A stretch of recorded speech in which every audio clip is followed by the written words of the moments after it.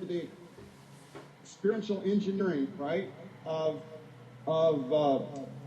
surround cinema and the immersive arts. Right. So we do residencies where we invite artists from all Lou over the Reed. world to come and design their own ideas for a crazy environment like this. So one can play this room as an audio-visual instrument. Yes. So you're playing the room and not just that. And then we can virtually archive the experience of the room. Right. In other words, the whole concert, 360-degree concert, we can preserve. So if all the people can't attend the live show, they can certainly get an idea of what it was like. So when we worked with Marian Amiche, she designed a 15-minute set of hers for this, to give people an idea of what she was like playing live through her trajectory. And also, now, wait, let me interject.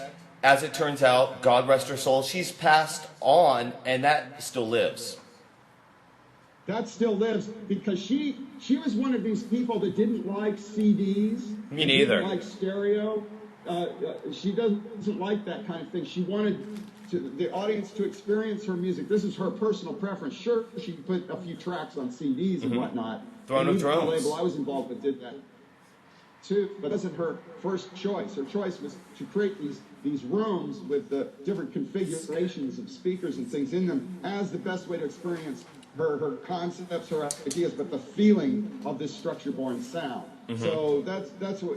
So we preserved that experience of hers of playing live with her EQ, her ways of playing live, back into the room. So part of it is setting up the format or the formation of this in the way that the artist prefers. So in terms of it's like going into a movie theater.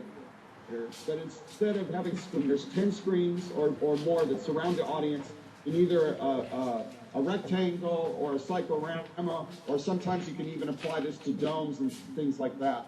But you can do this as live input source. Yes. So while she was alive, she designed these experiential archives of her work, and that's what we're doing now with Recombinant Media Labs. Is creating a laboratory which moves around, which people can come into and preserve their works for future generations, and of course play live, because that's really the element of how an instrument like this works. Yes, and also to interject one thing, Naut and I have been tossing around the idea. He's obviously a busy guy. University of San Diego, UC San Diego, let him build the lab down there. It moved from San Francisco. I was going to try and say that anyways. And now they're moving on from that into a new trajectory. They're part of this collective of events in Europe that put on these kind of special festival type events. And they're on that. They're an individual partner instead of like a larger thing. And we are talking to people that want to seriously get real with this, and what they would do is they would pay for the equipment. This is serious equipment. This isn't like your PC at home. This is serious equipment. Well, we're finding partners to right. do that. But go ahead. I have a way to explain that. Okay. Basically, it's a collection of these days, because everyone's economically challenged and so forth. There is a collective of festivals that wants to get together. And one of these collectives, which is international, with festivals in Europe, North America, South America, etc., the idea was to make a coalition called International Cities of Advanced Sound. Awesome. In other words, where cities and festivals put themselves together, all the festivals sit at a table and determine which productions and projects they want to talk about together, right, group, rather than just the individual festivals themselves. So the body of people or individuals or groups, coming from festivals that are involved with this, want to help get their rosters out and their ideas out in a different way. Right. So this is something that Recombinant Media Labs, RML, is a member, but we're not just a festival. Most of these entities are festivals that participate in ICAS or ECAS. There's a European one too. They're all connected. Okay. Network. So it's a networking thing. To move this What we're on, participating in as a mobile tourable unit that could possibly be involved in it. So we need to build a special situation in each continent. we are way over people's head. Let me break this down I mean, seriously. Okay, so let me break this down for 1 second. We are talking to people because basically, in a nutshell, what we want to do is we want to build these units, the technology, the hardware involved, okay? They will purchase that. We provide the content. We keep the hardware afterwards and make multiple entities of this for cities. They decide how it interacts with these special events. So we're in the process of talking to people about that stuff. That's what Naut does best. I mean, this is part of the thing that we have to do. There's 4 legs on the table, and this certainly is one of them. And one of them is also we have to explain to people all this spiel. It isn't like we're bragging about what we do and not. I mean, I have nothing compared to this man. But what I'm saying is we have to give people points of reference so they understand that this is very important. Look, I'm not sitting here streaming some podcast. This is live. I innovated this. I'm interacting with other artists. And right now we're talking with Naut Human. And so moving along, Naut, this is just so wonderful that you took time to do this. Oh, no. It's just if I'm not busy here, because right now I'm at the University of San Diego.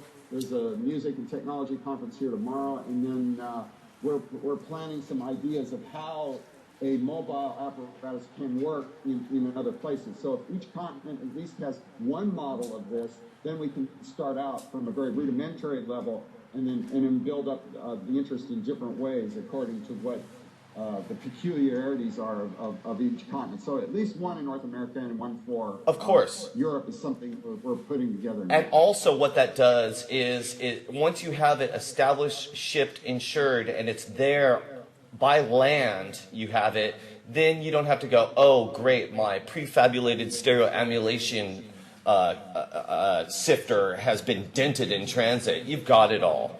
So that's very key. Well, no. See, some of it, Anton, some of it is going to be transported, but other parts of it are going to be rented, just like one would do when you go to a festival and they've rented a system there. Sure. But they're specific on how the setup is and things that are a bit different. So we come as sort of a microcosm inside, say, a larger festival. Sure.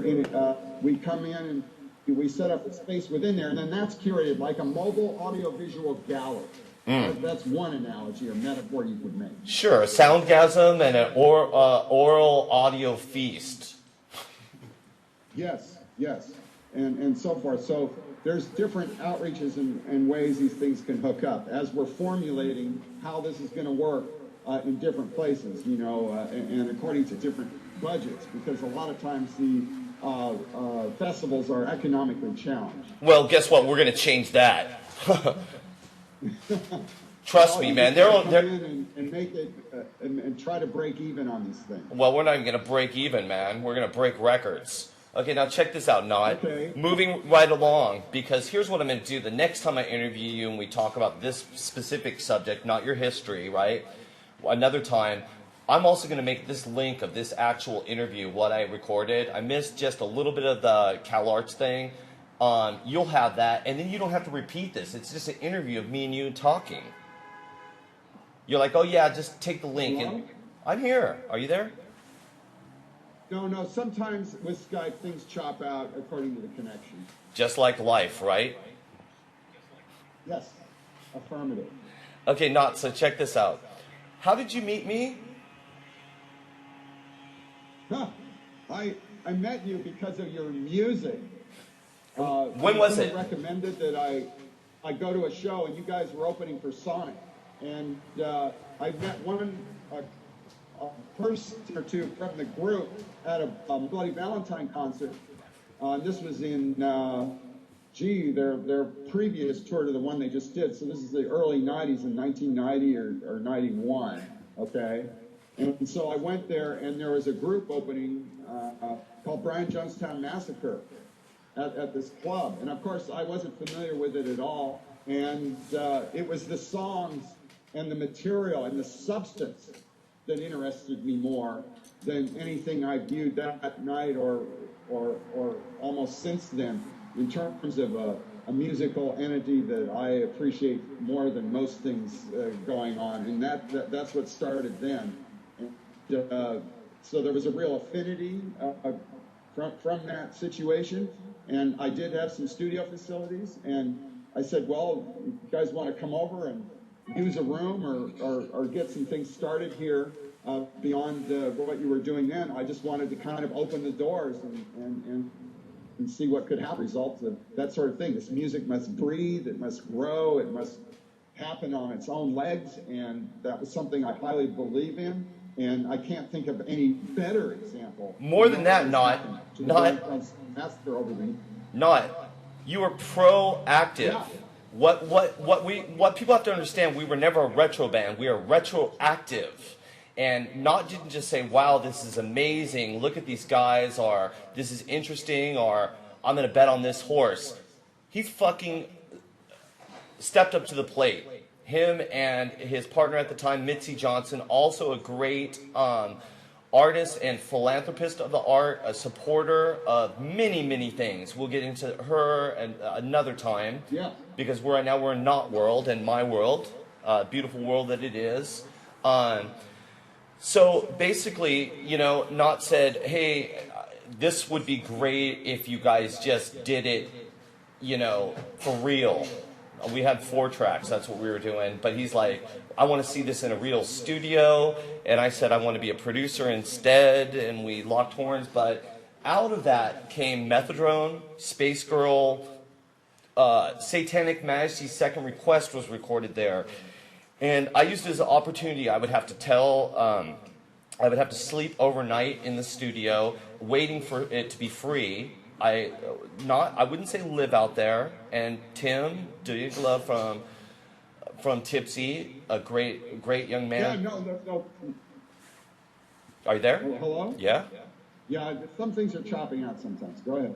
Okay, well, Tim Douglas was there, and we basically, what we would do is we would begrudgingly teach people or edit sound files for EMU systems. I sampled all the organs I was doing so we could license them out, and in turn, I would do these creations, and every day Naut would come out, and and I'd go, Naut, and he'd go, did you finish the song? Because there's something there from the day before, and I'd be like, no, listen to this, and it was pretty interesting, overwhelming. I think, I must have had like 700 individual tracks. There's lots of stuff, but we're not interested necessarily in doing a retrospective right now.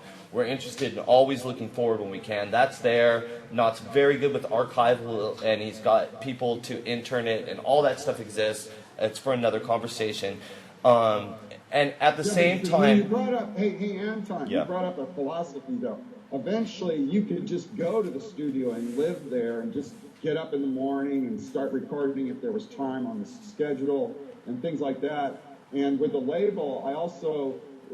rather than just give people, an advance or something, even though sometimes that was a challenge. In New York, we were working with a bunch of groups instead of just saying, hey, here's some money to do your thing. I brought a Pro Tools studio out to New York and said, here, use this studio and make up this stuff yourselves. This was early on. Hands-on from the artists. This was early on, folks. This is before Digio 1. I'm here, Naut. Yeah, go ahead. Okay. You people got to understand, before I worked with Chris Arvon, when Chris Arvon was doing it, we only had 4-track Pro Tools. It started out with Sound Designer at Avid. This wasn't Mark of the Unicorn. There was no Digio 1. I remember when we were maxing out the Quadra 650 on this stuff. This is very early on. So when he says he went out and brought a Pro Tools studio set up with, Digi 888s and stuff, or the Apogee converters. And this stuff was not an inbox, okay? This was cutting edge, and not put it on the line and made stuff happen for people. There were times, like, we tried to get into the situation where we're paying people's rent and all that, like he said, advances. We were more interested in making stuff happen and keeping it real. But there were times when Naut had helped me, basically just to carry through. and we did a lot of great things. Moving on to the future, we intend to do more, much